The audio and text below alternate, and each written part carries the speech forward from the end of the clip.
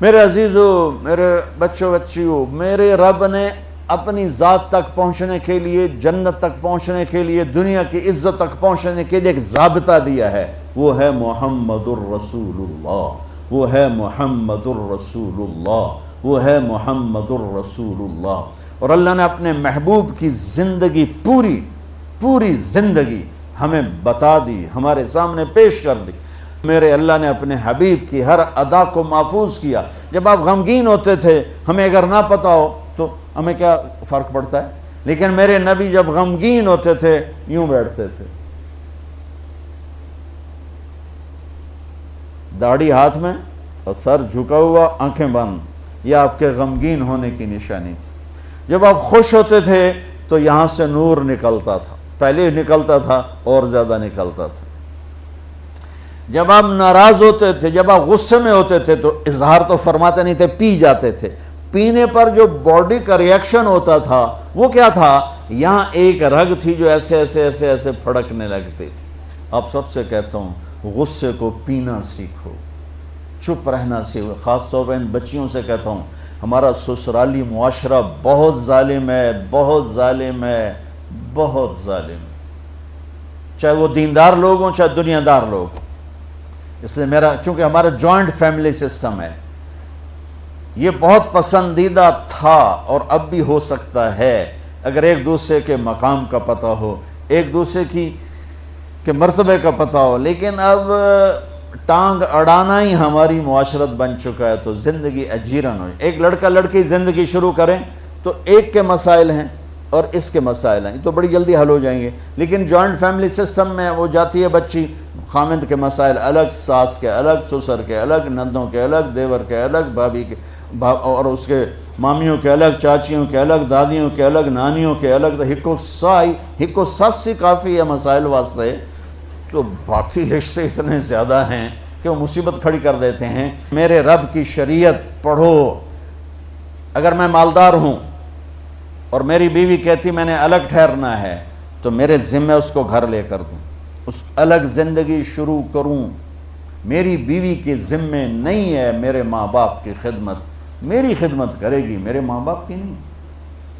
اگر مجھے اتنی سخت نہیں تو میں اس کو کرائے پر گھر لے کر دوں اگر وہ چاہے، اگر اتنی نہیں تو پھر ان بچیوں کا واجب حق ہے کہ گھر میں اس کے لیے ایک کمرہ، ایک کچن، ایک ٹوائلٹ اس کا لازمی حق ہے۔ اس کچن میں اس کے سوا اور کوئی نہ ہو، وہ ٹوائلٹ، وہ واش روم اس کے سوا اور کوئی استعمال نہ کرے، وہ کمرہ اس کے سوا اور کوئی استعمال نہ کرے۔ اگر اس کی بھی ہمت نہیں ہے کہ کسی کی بچی کو تھوڑا الگ وہ لا کر دے دیتے، بتا ہے ویکھو وہ تسبیح پڑھے تے روزے رکھے، شادی نہ کرے۔ کسی کی بیٹی کو برباد کرنا، ذلیل کرنا، یہ آج کا جوائنٹ فیملی سسٹم بن چکا ہے۔ اور میں قربان جاؤں، میرے نبی نے فرمایا، یہ جو میرے مدینے کے صحابہ ہیں ان کی ایک جگہ آپ نے تعریف کی، یہ جو میرے مدینے کے صحابہ ہیں یہ بڑے اچھے ہیں، ان کے گھر میں جب کسی کی بیٹی کی ڈولی اترتی ہے تو اسے یہ احساس ہی نہیں ہوتا کہ اپنے گھر میں ہوں یا سسرال کے گھر میں، اتنا اس کو پیار دیتے۔ آنے والی کو تو پیار دیا جاتا ہے تاکہ وہ پچھلے رشتوں کو بھلا دے، آنے والی کو عزت دی جاتی ہے تاکہ وہ پچھلی عزت کو بھلا دے، لیکن اگلے ہی دن اس کا ٹیسٹ شروع ہو جاتا ہے، یہ بیٹھی کیوں نہیں، یہ کھاندی کی پئی ہے، لہ تیری بیگم نے مینوں سلام ہی نہیں کیتا، میں اودی ساس ہاں، مینوں پانی ہی نہیں پوچھا۔ میرے نبی کی زندگی پڑھو، کیا خوبصورت زندگی ہے، کیا میرے نبی نے 11 شادیاں کیوں کی؟ اللہ کی قسم ہمیں زندگی سکھانے کے لیے۔ سنو حدیث سن لو، ما لی فی النساء من رغبت، مجھے عورتوں کی کوئی خواہش نہیں ہے۔ اور سن لو، ما تزوجت وما زوجت الا بوحی من السماء، میں نے جہاں شادی کی، جہاں بیٹی کی شادی کی، پہلے آسمان سے وحی آئی، پھر میں نے شادی کی۔ 40 سال ایک ایجڈ عورت کے ساتھ گزارے، 2 نکاح میں بیوہ ہو چکی ہیں۔ ابو حالہ سے پہلے ورقہ بن نوفل سے منگنی ٹوٹی، ابو حالہ کے نکاح میں بیوہ ہوئیں، ابن عابد کے نکاح میں بیوہ ہوئیں، پہلے سے 2 بچے، ایک ہند ایک حالہ، اور ابن عابد کا ایک بیٹا ہوا، اس کا نام مجھے کہیں نہیں ملا۔ 2 نکاحوں سے بیوہ، ایک جگہ منگنی ٹوٹ کے میرا نبی 25 سال کے، وہ 40 سال کی، اور اپنے زندگی کے 25 سال ان کے ساتھ گزار دیے کہ آنے والا باطل جب اس قسم کے خرافات بولے گا تو ہم کہہ سکیں گے کہ اگر ہمارے نبی کو عورتوں کا شوق ہوتا تو 25 سال کا آدمی، وہ 40 سال، وہ تو کہے گا مجھے 20 سال کی لڑکی سے کرنی، اور پھر میرے نبی کا حسن۔ پھر جب آپ 50 سال کے ہو گئے تو آپ نے دوسری شادی کی حضرت سودا سے، 50 سال کی ہوں، وہ بھی 50 سال کی تھی۔ پھر حضرت عائشہ سے نکاح ہوا۔ پھر جب مدینے گئے تو آپ نے وہاں جا کے 9 شادیاں کی۔ میرے بھائیوں، میرے بچوں، اللہ کی قسم تمہیں ہمیں گھر کی زندگی سمجھانے کے لیے یہ 1 لوٹا پانی لے لو، نماز ہو جائے گی۔ اور افریقہ میں گیا، اتنے پانی کے ساتھ لوگ وضو کرتے ہیں، جو انہوں پانی کم ہے نا، تو صحرائی ہے، تو وہ ہماری طرح پانی بہاتے نہیں، وہ ایسے کر کے یوں کر کے اس کو سارا گیلا کر لیتے ہیں۔ تو وضو کے لیے تو 5 لوٹے پانی چاہیے اور 1 گھنٹہ چاہیے، اور نماز کے لیے 1 گھنٹہ پانی چاہیے۔ لیکن 24 گھنٹے کی زندگی میری کیسی گزرے؟ یونیورسٹی میں ہوں تو ٹیچر کے ساتھ کیسا ہوں، یونیورسٹی میں ہوں تو اپنے ساتھی کے ساتھ، یونیورسٹی میں لڑکیاں میرے ساتھ پڑھتی ہیں، لڑکے میرے ساتھ پڑھتے ہیں، میں یہاں کس حیا کے ساتھ زندگی گزاروں اور کن آنکھوں کی حفاظت کے ساتھ یہاں میں زندگی گزاروں؟ میرا اللہ مجھ سے یہاں کیا چاہتا ہے؟ جب میں گھر میں جاتا ہوں، اگر میں بچہ ہوں اور میری ماں اور باپ ہے تو میرا اللہ مجھ سے کیا چاہتا ہے؟ اگر میں خامند ہوں تو میرا اللہ مجھ سے کیا چاہتا ہے؟ میں گھر میں داخل ہوں میرے نبی کے طریقے کے ساتھ تو میں باپ ہوں، میں گھر میں آؤں اور میرے بچے سہم رہے ہوں تو میں باپ نہیں، میں تھانے دار ہوں، میں پروفیسر نہیں ہوں، میں تھانے دار ہوں۔ میں گھر میں انٹر ہوں اور میری بیوی پریشان ہو جائے تو میں خامند نہیں ہوں، میں تھانے دار ہوں۔ میں کلاس روم میں آؤں اور بچوں کے چہرے لٹک جائیں تو میں پروفیسر نہیں ہوں، تھانے دار ہوں۔ میں نہ آؤں اور بچے کہیں شکر ہے نہیں آئے، سر نہیں آئے، تو یہ سر نہیں ہے، یہ سر ہے۔ سر وہ ہوتا ہے جس کے آنے سے بچوں کے چہرے کھل جائیں، خامند وہ ہوتا ہے جس کو دیکھ کے بیوی خوش ہو جائے، بیوی وہ ہوتی ہے جس کو دیکھ کے خامند خوش ہو جائے، اور دیکھ کے دوبارہ باہر بھاگنے کو جی چاہے تو بیوی تو ڈینڈ ہوئی ہوتا۔ تو میرے نبی نے 11 گھر آباد کر کے ہمیں ایک زندگی سکھائی۔ اور بچوں، اگر اپنے نبی کی ساری زندگی کا خلاصہ بتاؤں تو 2 حدیثوں میں آ جائے گا۔ ایک، زبان کی حفاظت کرو ہر رشتے کے سامنے، اور ایک، اپنے دل کو پاک رکھو ہر انسان سے۔ تو پورے نبی کی زندگی آپ کے ہاتھ میں آ جائے گی، پوری زندگی۔ ہمارے ہاں صرف عبادات اور تسبیح تک کا دین موجود ہے، لیکن میرے نبی کی معاشرت، میرے نبی کے اخلاق، میرے نبی کا عزت دینا دیکھو، عزت دینا دیکھو۔ اب ٹیچر بیٹھے ہیں آپ کے ساتھ، بچے بیٹھے ہوئے ہیں، آپ کو کوئی بلاتا سر تو آپ یوں کرتے ہیں، ہاں۔ میرے نبی کو کوئی بلاتا تھا تو وہ کیا کرتے تھے؟ وہ تو سارے سروں کے سر تھے نا، سرداروں کے سردار۔ اب بیٹھے ہوئے ہیں تو میرے نبی کو کوئی بلاتا یا رسول اللہ تو آپ یوں نہیں کرتے تھے، آپ یوں کرتے تھے، جی، فل چہرہ بھی چھاتی بھی۔ ادھر سے کوئی بلاتا یا رسول اللہ تو آپ یوں نہیں کرتے، آپ یوں کرتے تھے۔ کوئی ادھر سے بلاتا ہے، رانجھا صاحب مجھے بلاتے ہیں ادھر سے، ہاں جی میں تو اتنا ہی کہوں گا۔ لیکن جب میرے نبی کو کوئی بلاتا تو آپ یوں کیا کرتے تھے۔ اور جب آپ کھڑے ہوتے تھے اور آپ کو کوئی بلاتا تھا تو آپ یوں نہیں کرتے تھے، آپ یوں کرتے تھے، اور ساتھ اسمائل دیتے تھے، پورا مڑتے تھے، چھوٹے کے لیے بھی بڑے کے بھی۔ بیٹی فاطمہ گھر میں آتی ہے، بچوں کو کس طرح ڈیل کیا؟ مائیں روزانہ میرے پاس، مائیں بچہ گستاخ ہے، بچہ نافرمان ہے، باپ جی بچہ اب سنتا نہیں ہے، بچہ یہ ہے، بچہ وہ ہے۔ ایک نبی کی حدیث سن لو، بچے تمہارے غلام ہیں۔ آپ سب باپ بیٹھے ہو، جو جتنے آپ ٹیچر بیٹھے ہو اب سب باپ بیٹھے ہو، جو مستورات ٹیچر ہیں وہ بھی ماں بیٹھی ہیں، اور اصلی باپ اور ماں بھی بیٹھے ہوئے۔ میرے نبی نے فرمایا اکرموا اولادکم، اپنے بچوں کو عزت دو، عزت دو۔ میرے نبی کیسے عزت دیتے تھے؟ حضرت فاطمہ گھر میں انٹر ہوتی، اور یہ حضرت فاطمہ کا آنا کوئی 8ویں دن نہیں ہوتا تھا، گھر کے ساتھ گھر تھا، 2-4 گھر چھوڑ کے حضرت فاطمہ کا گھر تھا۔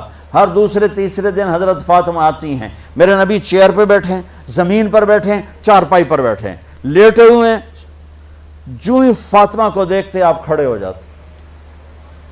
سبحان اللہ، کوئی اپنے بچوں کے لیے کھڑا ہوتا ہے؟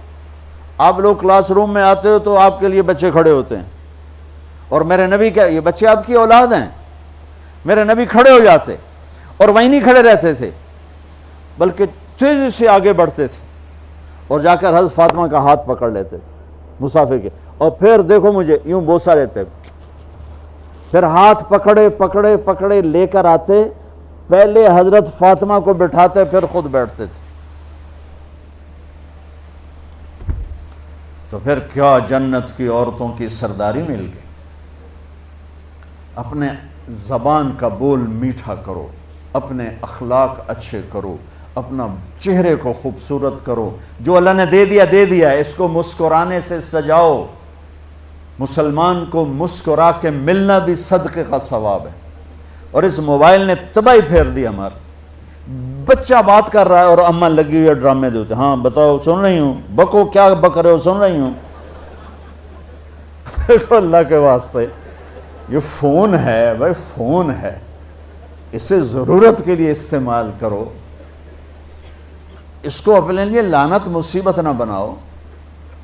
ایک خاتون پیپر چیک کر رہی تھیں، ٹیچر تھیں، تو چیک کرتے کرتے رونے لگیں، تو ان کے خامند نے پوچھا کیا ہوا، تو انہوں نے پیپر آگے کر دیا، roll number dash dash dash, تو اس میں تھا کہ تم کیا بننا چاہتے ہو، ایک کویسچن تھا، تم کیا بننا چاہتے ہو؟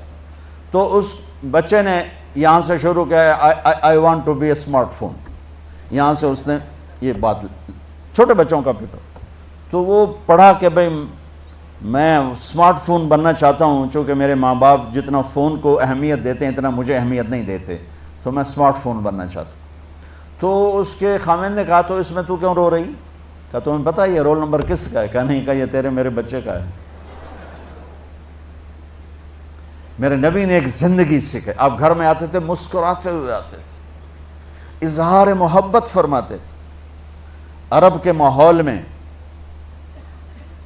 ماحول میں بیوی سے اظہار محبت عیب تھا، اور گرل فرینڈ بنانا ایک فخر تھا۔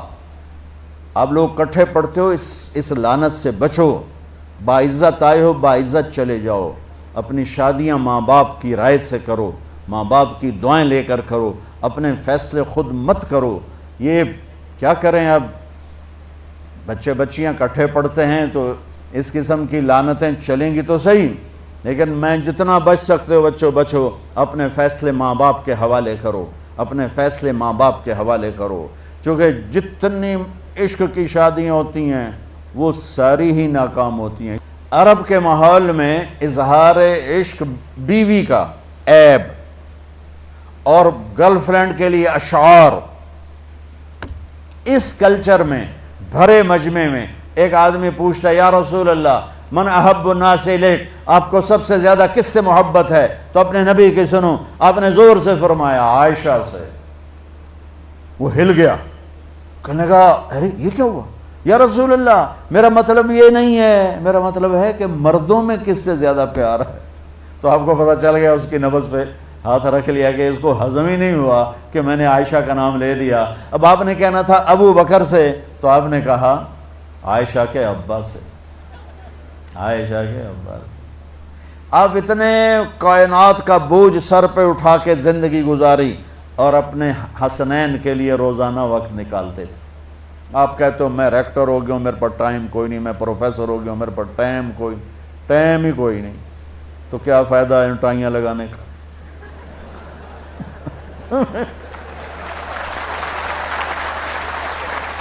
تمہارے لیے اپنے بچوں کے لیے ٹائم نہیں ہے تو تم کیا کر رہے ہو، جھک مار رہے ہو؟